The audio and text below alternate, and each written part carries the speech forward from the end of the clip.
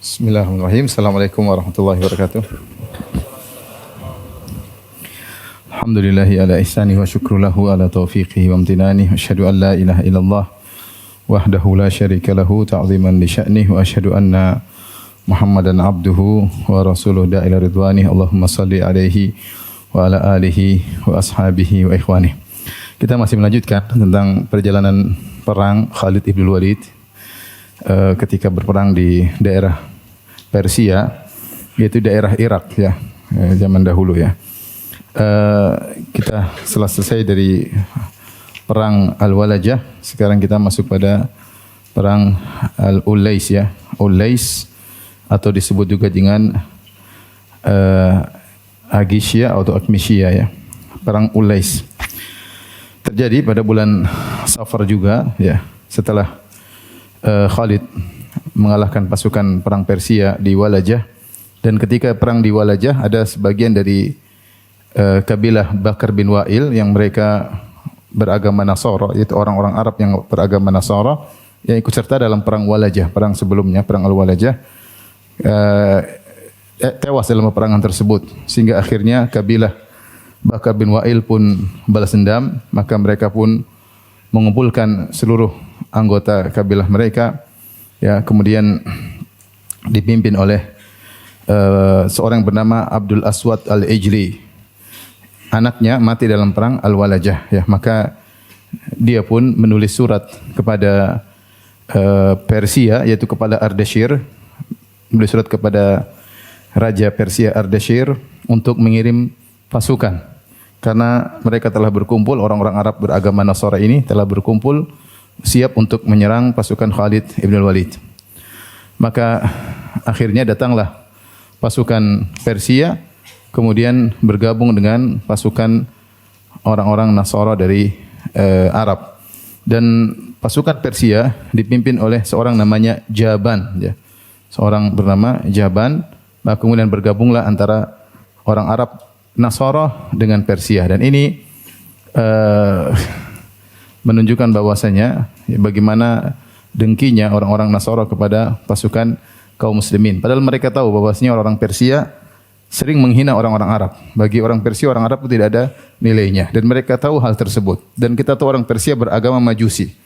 Namun karena mereka jengkel sama kaum muslimin, maka mereka minta tolong orang-orang Persia, padahal itu beragama apa? Majusi. Dan Nasara juga anti Majusi. Tapi karena punya kepentingan yang sama, ingin menyerang Khalid ibn Walid, maka mereka pun gabung ya. Maka berkumpullah jumlah mereka yang sangat banyak, ada yang mengatakan sampai 150.000 pasukan ya. Kemudian mereka berkumpul di suatu lokasi namanya Ulais ya. Nah, ketika itu mereka berkumpul dan mereka sudah siapkan makan siang. Ya. Siap makan siang dan mereka sudah kumpul untuk makan siang. Kemudian tiba-tiba pasukan Khalid bin Walid datang. Pasukan Khalid bin Walid sekitar 18.000, 20.000 sekitar gitu. Ya, sementara jumlah mereka sampai sekitar 150.000. Ketika pasukan Khalid bin Walid datang, maka orang-orang Arab Nasara ini ya, mereka seperti enggak peduli dengan Khalid bin Walid. Jaban sudah bilang, pemimpin pasukan Persia mengatakan, "Ayo bangkit perang." Karena mereka enggak, kita makan dulu. Kita makan. Padahal Khalid dan pasukannya sudah datang. Jadi mereka sombong dan angkuh. Mereka sombong dan angkuh karena jumlah mereka yang sangat banyak. Maka mereka ayo kita makan saja. Namun Khalid bin Walid tidak membiarkan mereka makan. Maka Khalid bin Walid kemudian berperang melawan mereka. Akhirnya mereka pun terjadi peperangan dahsyat di antara mereka. Di antara kesombongan mereka yang menyebabkan mereka besar kepala sehingga cuek dengan Khalid bin Walid, sudah datang Khalid dan pasukannya, mereka masih makan siang. Karena mereka menanti bantuan, mereka minta bantuan lagi selain pasukan Jaban, ada pasukan yang dikirim oleh Ardashir dipimpin oleh namanya Bahman ya. Ini pasukannya banyak. Dan mereka berharap pasukan ini kalau datang habislah Khalid bin Walid dan anak buahnya. Tapi ternyata pasukan ini enggak sampai-sampai.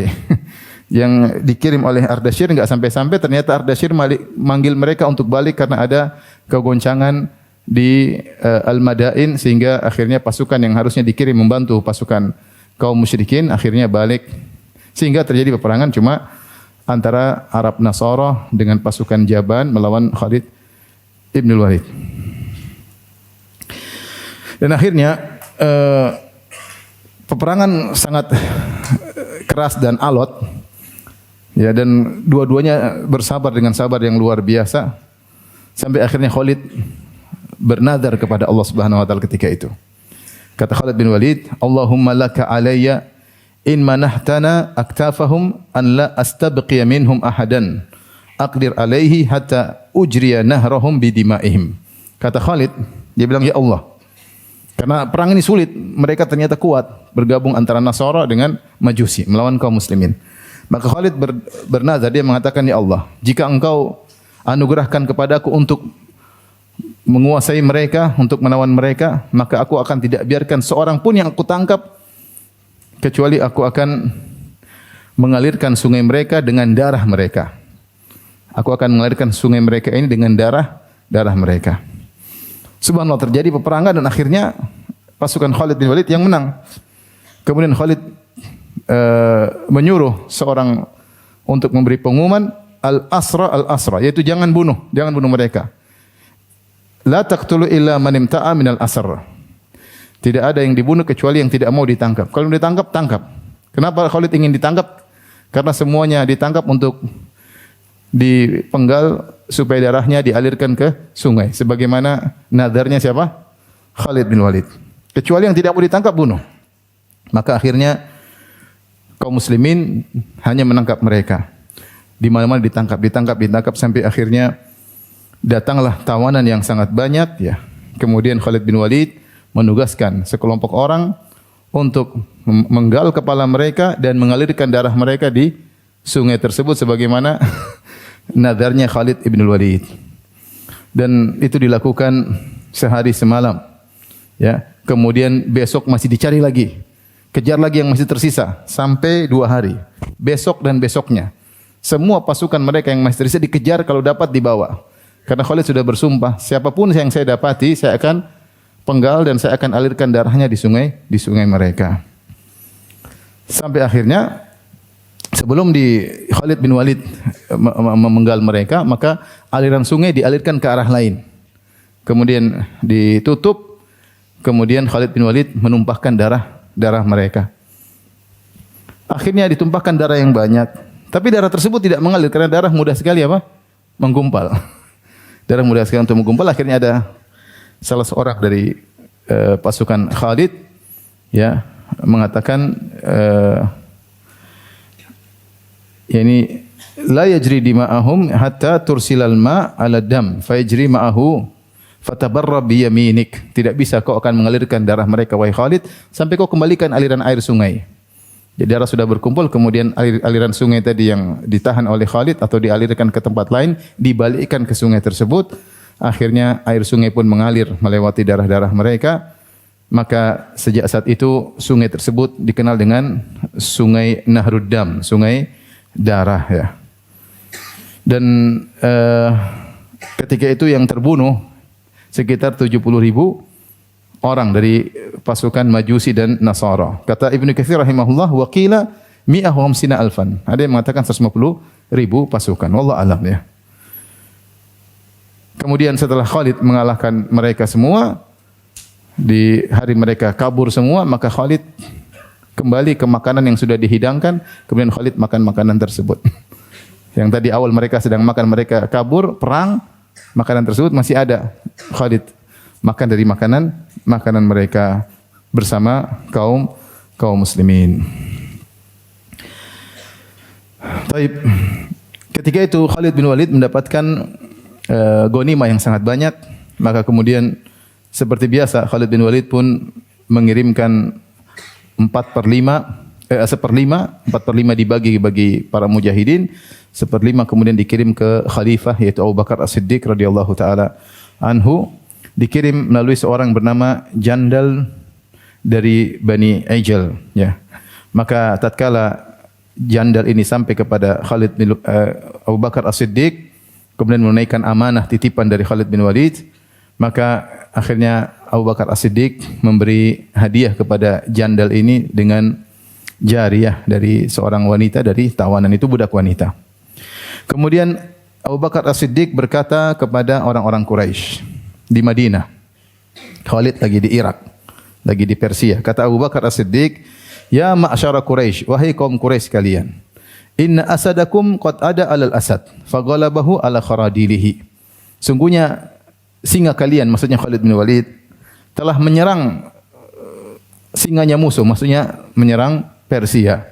Faghalabahu ala kharadilihi, dan ternyata singa kalian itu Khalid bin Walid mendominasi singa tersebut untuk makan hewan buruan. Yang menang maksudnya Khalid bin Walid. Kemudian kata Abu Bakar As-Siddiq dengan perkataan yang masyhur, "Ajazatin nisa an yalidna misla Khalid bin Walid." Kata Abu Bakar As-Siddiq, para wanita tidak mampu melahirkan putra seperti siapa? Khalid bin Walid. Dan memang tidak akan ada lagi yang bisa melahirkan seperti siapa? Khalid bin Walid. Dan tentunya kalau kita lihat kisah ini ada beberapa faedah yang bisa kita ambil. Ya. Bahwasanya suku terkadang terjadi perang saudara di antara suku jika memang keyakinan bisa berbeda. Lihatlah, padahal mereka orang-orang Arab dari kabilah Bakar bin Wa'il dan yang beragama Nasara sampai gabung dengan Majusi untuk melawan pasukan Khalid bin Walid. Dan di pasukan Khalid bin Walid juga ada pasukan dari kabilah Bakar bin Wa'il yang kaum muslimin. Dan mereka yang paling semangat untuk melawan kabilah Bakar bin Wa'il yang Nasara ya. Karena mereka berjihad di atas jalan Allah Subhanahu wa taala meskipun harus berperang melawan sesama Arab ya. Harus berperang melawan sesama Arab. Dan bagaimana orang Nasara Arab yang tahu bahwasanya Majusi begitu benci atau merendahkan orang-orang Arab, mereka akhirnya bergabung karena ada kepentingan bersama.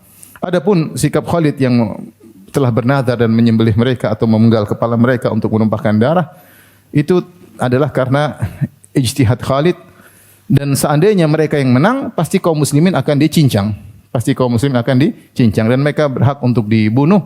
Dan cara bunuh Khalid cara membunuh mereka dengan cara demikian karena beliau sudah bernazar karena saking alotnya perang ketika itu. Sampai beliau mengatakan, kalau saya berhasil membunuh mereka, tangkap mereka, saya akan mengalirkan darah mereka di sungai tersebut ya.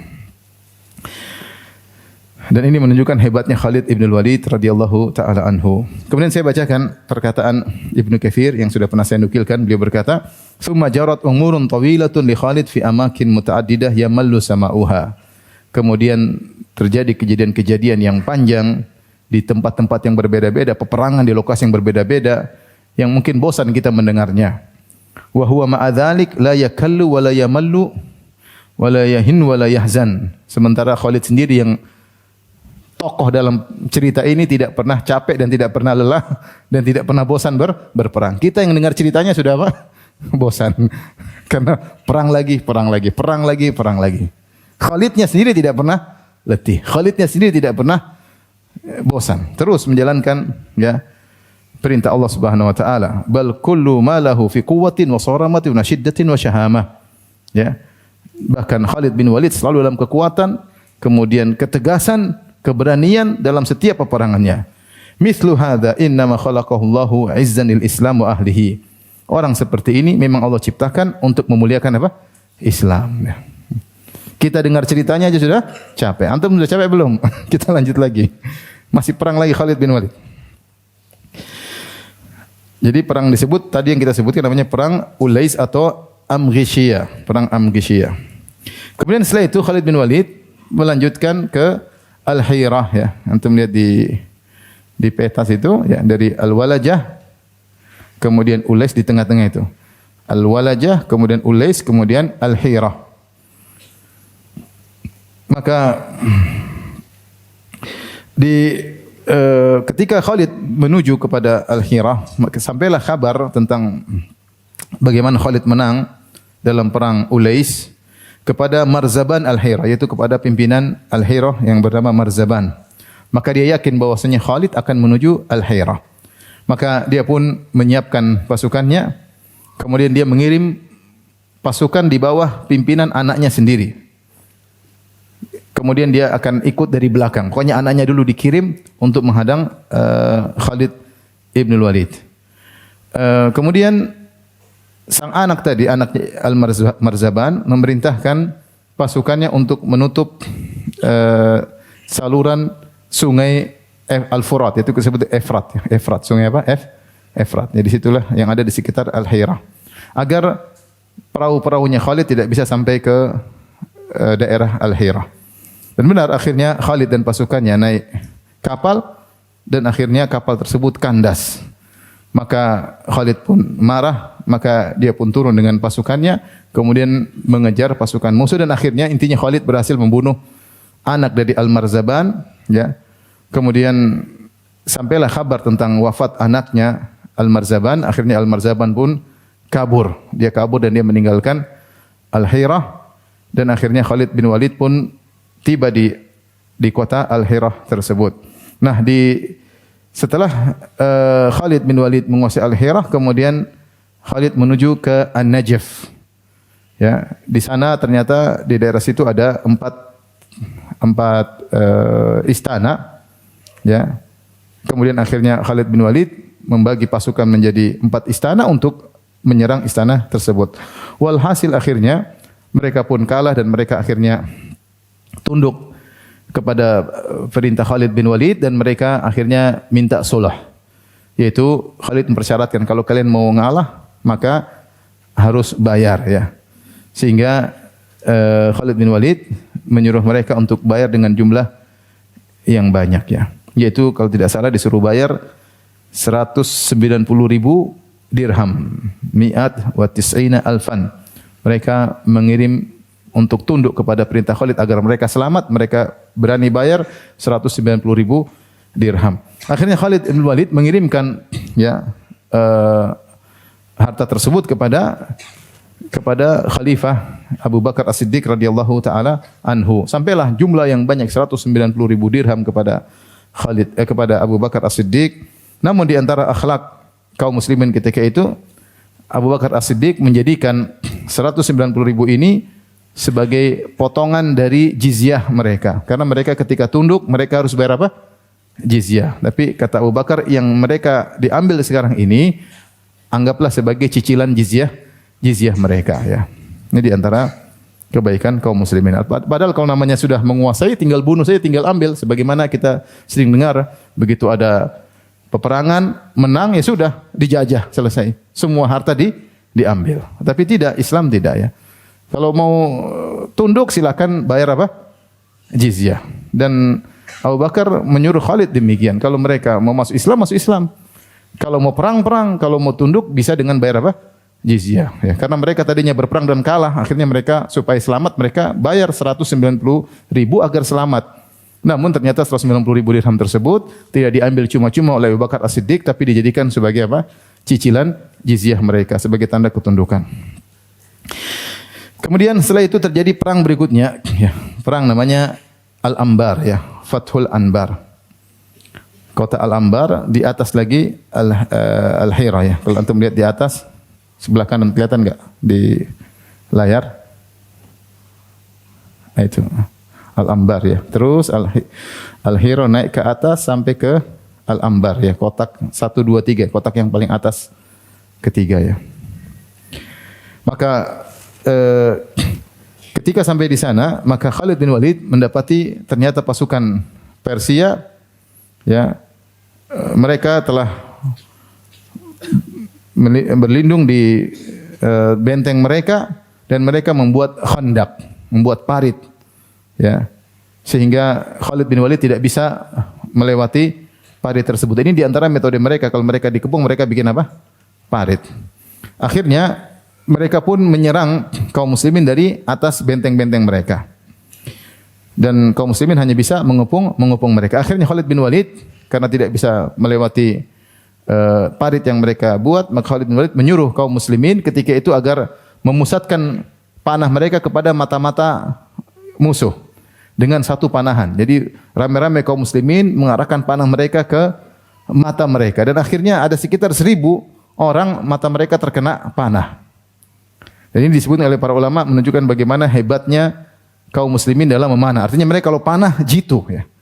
Ketika mereka mengarahkan kepada mata bisa kena apa? Mata. Sehingga 1.000 orang dari mereka kena matanya kena panah. Sehingga perang tersebut dikenal dengan Zatul Uyun, yaitu perang yang mengenai mata-mata musuh. Jadi mata mereka sekitar 1.000 pasukan mereka terkena panah kaum muslimin. Kemudian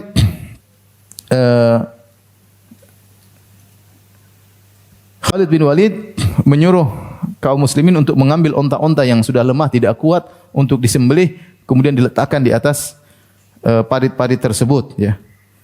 Sehingga parit-parit tersebut bisa ditutupi dengan onta-onta, kemudian baru dilewati oleh kaum muslimin. Akhirnya mereka pun kalah dan mereka tunduk dan mereka akhirnya melakukan sulh, yaitu membayar kepada kaum muslimin jizyah karena tunduk kepada pasukan Khalid. Kemudian juga perang berikutnya disebut dengan perang Ainut Tamr. Ya. Lanjut, ya. Di situ berkumpul pasukan dari kaum Arab dengan kaum Persia, ya. Kaum Arab dipimpin oleh seorang namanya Aqqah bin Abi Aqqah. Aqqah bin Abi Aqqah. Kemudian bergabung dengan Persia, Majusi yang dipimpin seorang namanya Mahran atau Mihran. Kemudian Aqqah berkata kepada pimpinan Majusi Mihran, biar saya perang dengan Khalid, kamu nonton aja. Kami orang Arab lebih tahu tentang cara perang orang Arab. Biar kami Arab yang berperang, kamu nonton aja. Orang Persia mengatakan, sudah kita perang sekalian lawan Khalid bin Walid. Akhirnya Mihran mengatakan kepada anak buahnya, tenang aja. Sudahlah, biar mereka berperang, mereka lebih tahu. Kalau mereka menang, kan kemenangan buat kita. Orang Arab ini kalau perang lawan Khalid, mereka menang, Khalid kalah, kan kemenangan buat kita. Kalau mereka kalah, pasukan Khalid pasti sudah lemah karena capek berperang. Akhirnya dibiarkanlah Aqqah untuk maju duluan. Aqqah bin Abi Aqqah ini, dia orang Arab. Akhirnya dia lagi sibuk menyusun pasukan, dibariskan. Khalid bin Walid punya ide nekat. Kata Khalid bin Walid kepada anak buahnya, saya ingin datang ke dia langsung. Ya, kamu jaga saya. Jadi Khalid suruh anak buahnya pasukan di belakang jaga Khalid. Sementara dia sedang ngatur saf, Khalid datang langsung menuju ke pasukan musuh, langsung tangkap nih orang. Selesai, ditangkap, dibawa, pasukannya kabur semua. Pasukannya kabur semua.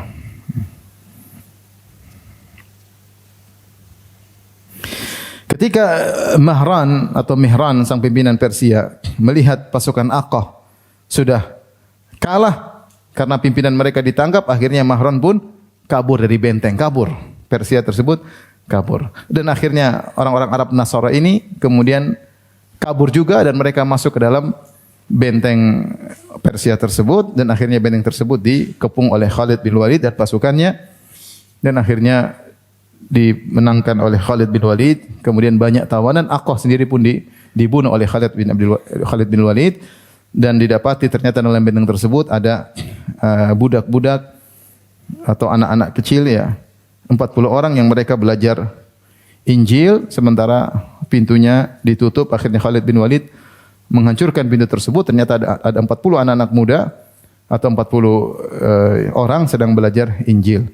Setelah itu Khalid bin Walid kemudian ambil 40 orang tersebut, kemudian dibagi-bagikan. Ini budak-budak semua dibagi-bagikan kepada kaum muslimin. Di antaranya ada Humran.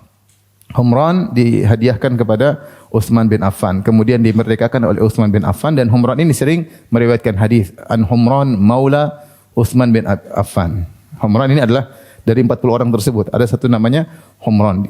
Khalid menghadiahkannya kepada atau kaum muslimin menghadiahkannya kepada Utsman bin Affan dan kemudian dimerdekakan oleh Utsman bin Affan. Kemudian juga ada Sirin. Sirin dihadiahkan atau diberikan kepada Anas bin Malik. Sirin inilah bapaknya Muhammad bin Sirin yang sering kita dengar, tabi'i. Seorang tabi'in, Sirin bapaknya dia adalah dari 40 orang tersebut. Setelah itu sudah sampai di ujung di Ainut Tamr.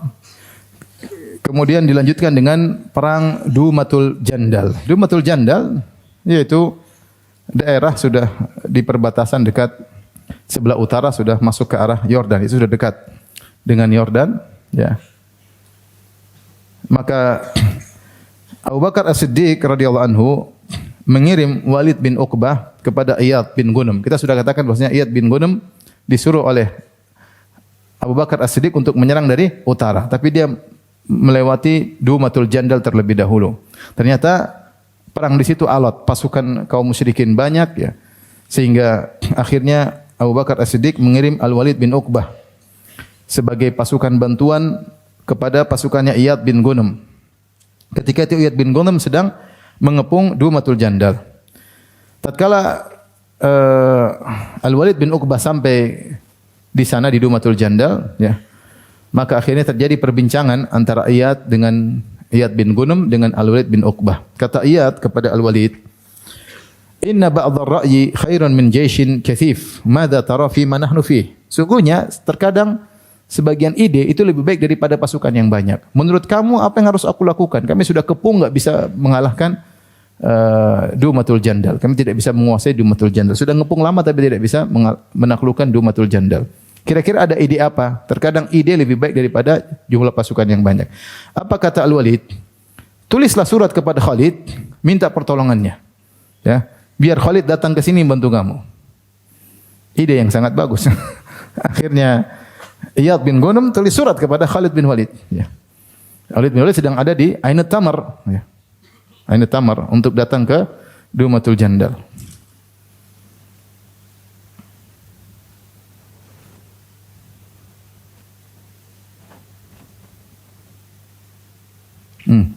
Dumatul Jandal kelihatan enggak? Oh, enggak kelihatan. Sebentar. Kelihatan? Di sebelah kiri atas. Sebelah kiri atas, yaitu jauh ya dari, kalau yang tadi Persia sebelah apa? Kanan. Paham? Jadi Ainut Tamar tadi daerah sebelah apa? Kanan yang warna kuning, paham? Kelihatan? Nah, kemudian Khalid harus pergi ke arah kiri, ke arah Dumatul Jandal. Dumatul Jandal sudah di ujung, di atasnya daerah merah itu daerah Romawi, paham? Romawi. Yang kuning daerah Persia. Jadi Dumatul Jandal ini masih di Jazirah Arab, tapi sudah di perbatasan. Sebelah kanan Persia, sebelah atas apa? Romawi. Jadi Khalid pergi dari Ainut Tamar jauh menuju ke Dumatul Jandal. Maka sebelum Khalid datang, Khalid membalas suratnya Iyad bin Ghunem radhiyallahu anhu. Kata Khalid bin Walid, "Iyyaka urid." Min Khalid ila Iyad. Dari Khalid kepada Iyad, "Iyyaka urid." Kepadamu lah aku akan, ya, maksudku tulisan ini. Apa kata Khalid? "Labith qalilan ta'tikal halaibu." Tunggu sebentar. Akan datang kepadamu hewan-hewan tunggangan, yahmilna asadan alaihal qasyaibu, yang hewan-hewan tunggangan tersebut mengangkut singa-singa yang siap membawa racun-racun. Kata ibu tatba'uha kata ibu, pasukan yang datang berturut-turut. Jadi setelah itu kemudian Khalid pun berangkat dari Ainut Tamar. Ketika datang kabar pasukan Khalid datang, kabar ini sampai kepada penduduk Dumatul Jandal, mereka pun ketakutan. Mereka pun ketakutan dan kemudian terjadi perang yang dahsyat dan akhirnya kaum musyrikin pun kalah dan banyak di antara mereka yang terbunuh dan akhirnya Dumatul Jandal pun dikuasai oleh pasukan kaum muslimin. Dan ini adalah lokasi yang sangat strategis, ya, karena dia dari sisi selatan Jazirah Arabiyah, dari sisi utara apa? Syam, Romawi, kemudian dari sisi timur Persia, ya. Akhirnya dipegang oleh kaum muslimin. Setelah itu ada perang-perang berikutnya, ya. Ada namanya Al-Hasid. Kita kembali lagi.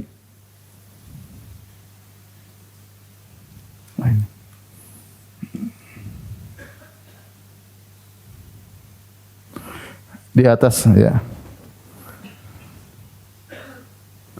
Ada tempat-tempat, ya, yang sampai pada perang Al-Hasid, kemudian Al-Musayyih, sampai terakhir adalah perang Al-Firat. Yang terakhir perang Firat sebelah atas, yang paling atas. Itu perang terakhir yang dilakukan oleh Khalid bin Walid di daerah Irak, di daerah Persia. Kita bacakan sebentar, ya, perang Al-Firat, ya.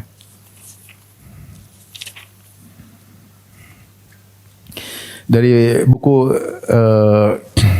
Al-Bidayah wa Nihayah. Kemudian Khalid bin Walid pun berjalan dengan pasukannya menuju Al-Firat, dan dia adalah daerah perbatasan antara Syam, Irak dan Jazirah. Ya, kemudian beliau menempati, ya, di sana selama bulan Ramadan dalam kondisi muftiran, dalam kondisi berbuka. Jadi Khalid bin Walid tidak puasa. Ini bulan Ramadan. Perang di bulan Ramadan dan beliau tidak apa? Tidak puasa, ya. Karena beliau sibuk melawan musuh-musuh. Dia butuh kekuatan, beliau tidak puasa. Ya. Ketika orang-orang Romawi mengetahui Khalid bin Walid sudah datang dekat daerah perbatasan Romawi, ya, maka mereka pun ngamuk, ya. Kemudian mereka minta tolong kepada Arab-Arab yang ada di sana yang berloyal kepada Romawi seperti Taglib, Iyad dan Namir, ya. Akhirnya mereka pun berkumpul pasukan Romawi ketika itu, ya. Berkumpullah pasukan Romawi dengan orang-orang Arab, ya.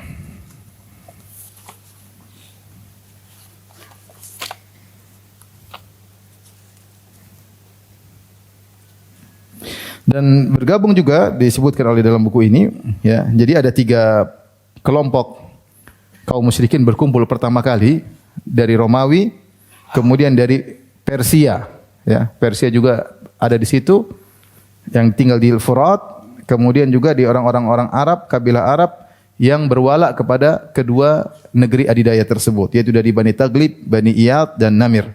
Sehingga berkumpullah 3 kelompok besar, sebagian dari pasukan Romawi, sebagian dari pasukan Persia dan sebagian dari orang-orang Arab. Akhirnya mereka pun berkumpul dan antara mereka ada sungai Efrat, sungai Al-Furat.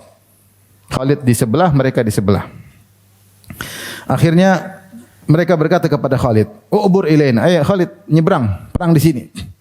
Kata Khalid, "Enggak, kalian yang nyebrang sini." Kalian yang nyebrang. Ya. Akhirnya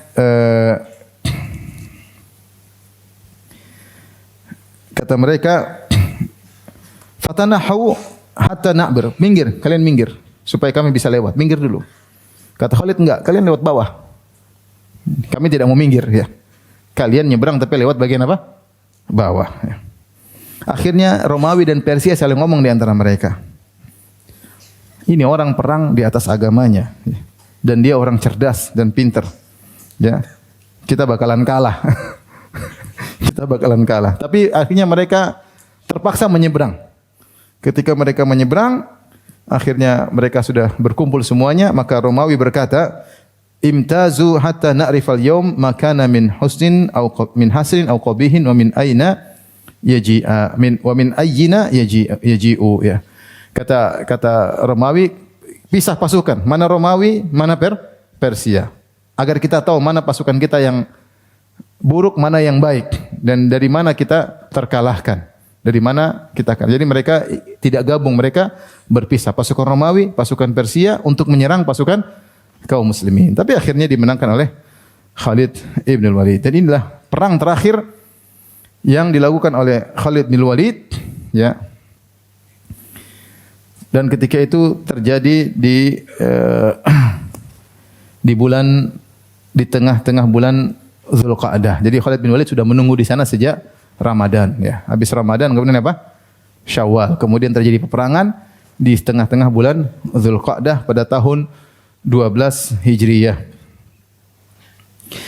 Setelah itu Khalid bin Walid, ya, mengalahkan sekitar 100.000 pasukan ketika itu. Kalah mereka 100.000 pasukan. Kemudian Khalid bin Walid setelah menang dalam peperangan, beliau pun menetap di Al-Firat selama 10 hari. Setelah 10 hari tidak ada pasukan lagi yang datang, maka Khalid bin Walid bilang, "Kita balik menuju Al-Hira." Balik menuju Al-Hira. Kapan? Sekitar tanggal 25 Zulqa'dah. Tanggal 25 Zulqa'dah. Ya. Kemudian Khalid bin Walid menyuruh Asim bin Amr untuk berjalan di pasukan depan. Kemudian beliau menyuruh Syajarah bin Al-Az untuk berjalan di bagian belakang. Jadi pasukan depan, Al-Muqaddimah, ada Saqah, pasukan bagian belakang. Ini mau pulang dari Al-Firat menuju ke mana? Al-Hira. Jauh Al-Firat menuju ke Al-Hira. Khalid bagi pasukan buat apa? Dia ternyata ada rencana. Khalid bin Walid ternyata ada rencana. Kemudian Khalid bin Walid menampakkan seakan-akan dia tidak di depan. Dia mulai jalan di bagian belakang, ikut pasukan di belakang. Orang-orang tidak perhatian, tiba-tiba Khalid bin Walid kemudian meninggalkan pasukan, kemudian dia menuju ke Masjidil Haram, ingin hajian. Dia pergi ke Mekah. Kemudian dia melewati jalan-jalan yang tidak diketahui oleh orang. Jalan-jalan yang susah, ya. faja'ala yasiru mu'tasifan, yaitu jalan yang tidak diketahui orang, jalan sini agar orang tidak tahu karena dia meninggalkan pasukan. Karena kalau ketahuan dia meninggalkan pasukan bahaya. Mungkin Romawi dengar Khalid lagi hajian, mungkin serang. Persia dengar Khalid lagi hajian, mungkin diserang. Maka dia pasukannya pun tidak tahu. Maka dia pura-pura ke belakang terus kabur. Kabur pergi kemana? Ke Mekah. Subhanallah ya. Tidak capek ya. Sudah capek istirahat dulu. Pergi ke Mekah. Pasukan jalan pelan-pelan menuju Hiro karena menuju Hiro jauh, mungkin jalan berhenti. Khalid sudah perkirakan kamu jalan pelan-pelan sampai ke Al-Hiro, sampai mungkin tanggal sekian baru sampai. Intinya sampai habis hajian baru sampai ke Al-Hiro. Kemudian sampai di Mekah, beliau kemudian haji. Kemudian setelah itu beliau balik menuju pasukan, ya, sebelum mereka sampai ke Al-Hiro dia balik lagi menuju pasukan bagian belakang. Begitu sampai Al-Hiro Khalid sudah ada. Orang tidak ada yang tahu. Pasukannya tidak ada yang tahu kalau Khalid ternyata berhaji. Kecuali yang bersama dia menemani beliau. Namun kabar ini akhirnya sampai kepada Abu Bakar As-Siddiq. Karena orang hajian pulang, lihat Khalid di sana. Loh, ini gimana? Pasukan di mana? Khalid di mana? Bayangkan dari Irak ke Mekah jauh atau tidak? Jauh, subhanallah. Maksudnya luar biasa.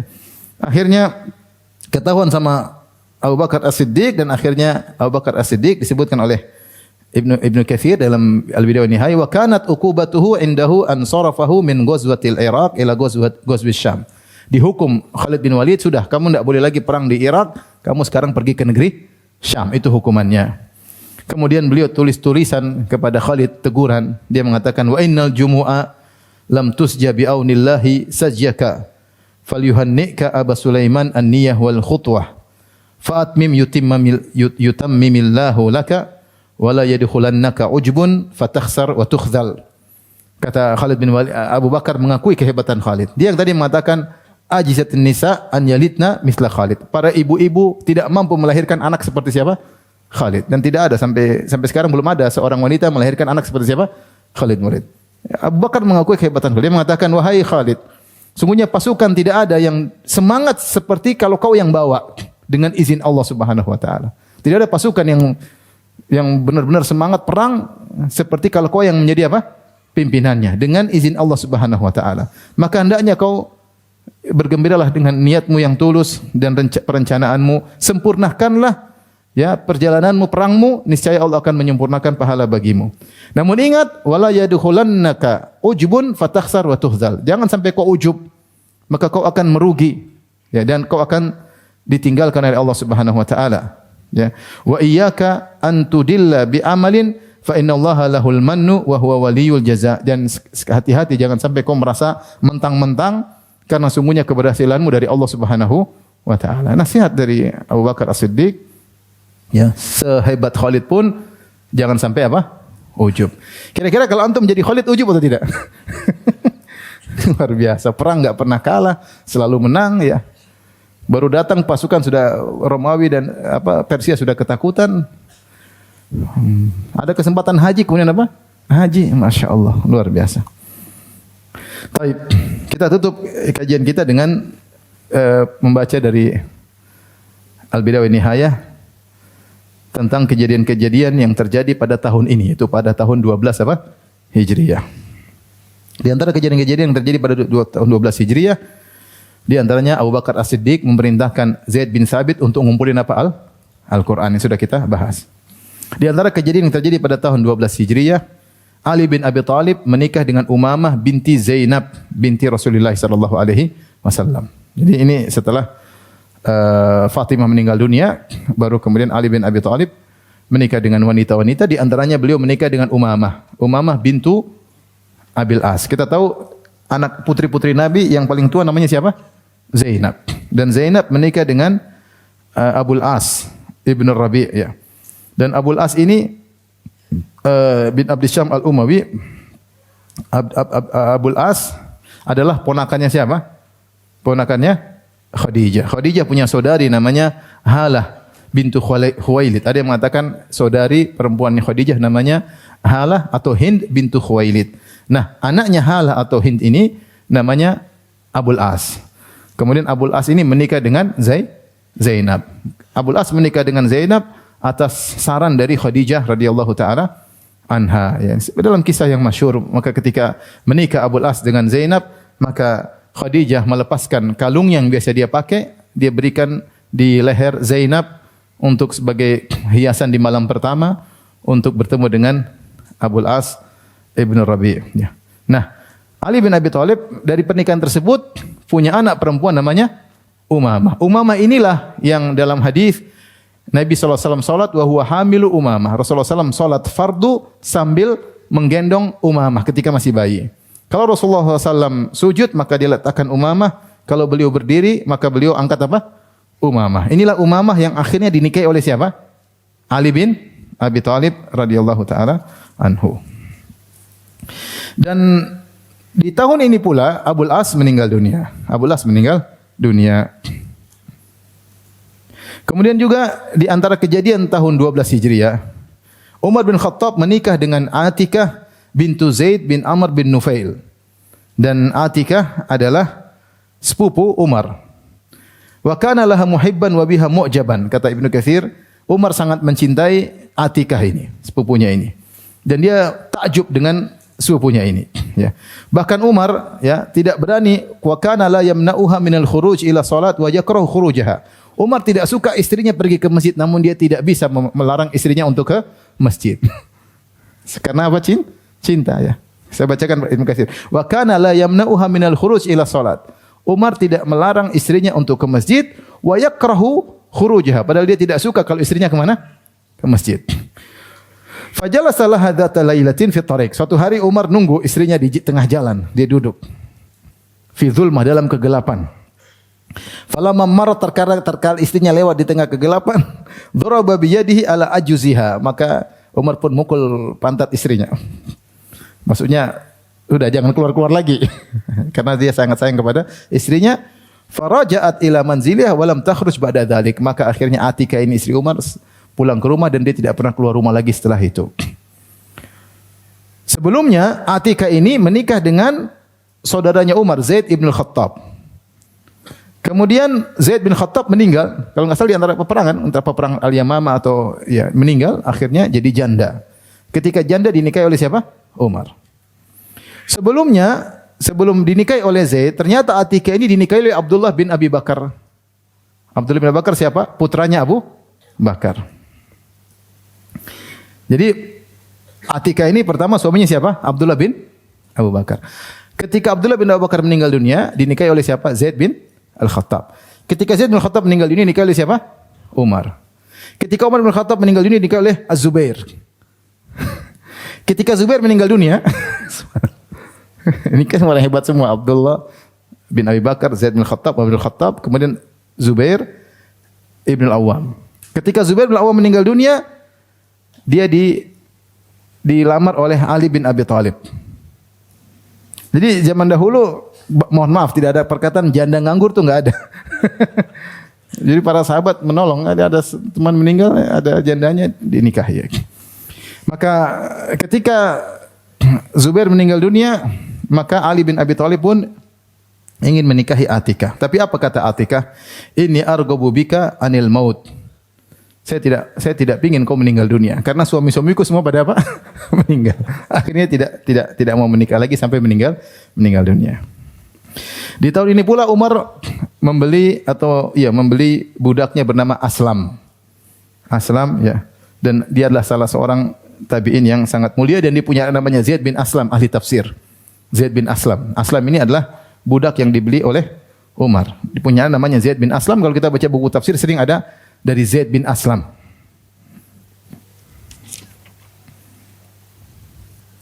Di antara yang meninggal pada tahun ini adalah Abul As. Tadi kita sebutkan Ali bin Abi Thalib menikah dengan putrinya Umamah binti Abil As, dan tahun yang sama Abul As bin Rabi bin Abdul Uzza bin Abdi Syams bin Abdi Manaf bin Qusay Al-Qurashi, suaminya Zainab meninggal dunia. Dan Abul As adalah orang yang sangat baik kepada Zainab. Sebagaimana disebut dalam buku sirah, ketika orang musyrikin menyuruh agar kaum musyrikin menceraikan putri-putri Nabi, agar Nabi sibuk dengan putri-putrinya yang diceraikan. Ketika itu putri-putri Nabi Zainab, Ruqayyah, Ummu Kulthum, Fatimah masih kecil. Ini semua sudah menikah. Zainab menikah dengan Abul As. Ruqayyah dan Ummu Kulsum menikah dengan putra-putra Abu Lahab. Ya, menikah dengan putra Abu Lahab. Maka karena orang-orang musyrikin tidak senang dengan kegiatan Nabi yang berdakwah, maka mereka menyuruh kepada suami-suami istri-istri Nabi, ceraikan putri-putri Muhammad. Biar Muhammad sibuk ngurusin putri-putri yang jadi janda. Kalau kalian menceraikan putri-putri Muhammad, kalian minta wanita mana saja akan kami berikan. Pokoknya ceraikan, nikah, tunjuk wanita Quraisy yang mana saja akan kami berikan. Akhirnya Ruqayyah dicerai, Ummu Kulsum juga dicerai. Ketika mereka datang kepada Abul As untuk menceraikan Zainab, Abul As tidak mau. Padahal dia musyrik.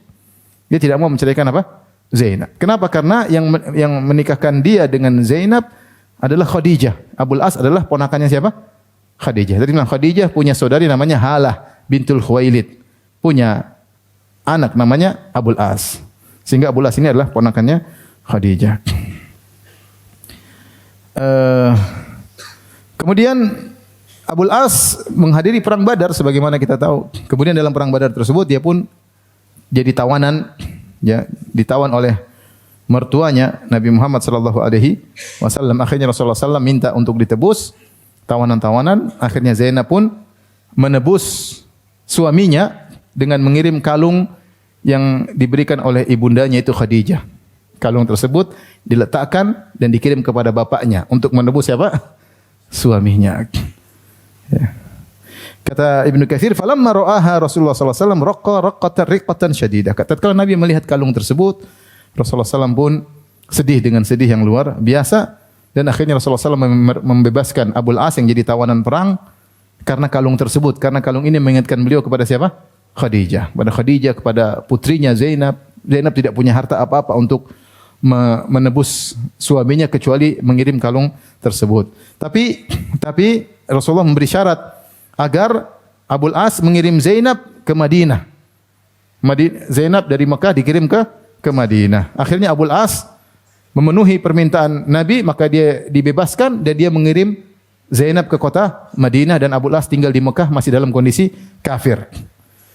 Dan dia akhirnya masuk Islam menjelang Fatu Makkah. Jadi tetap kafir sampai menjelang Fatu Makkah baru kemudian beliau masuk Islam.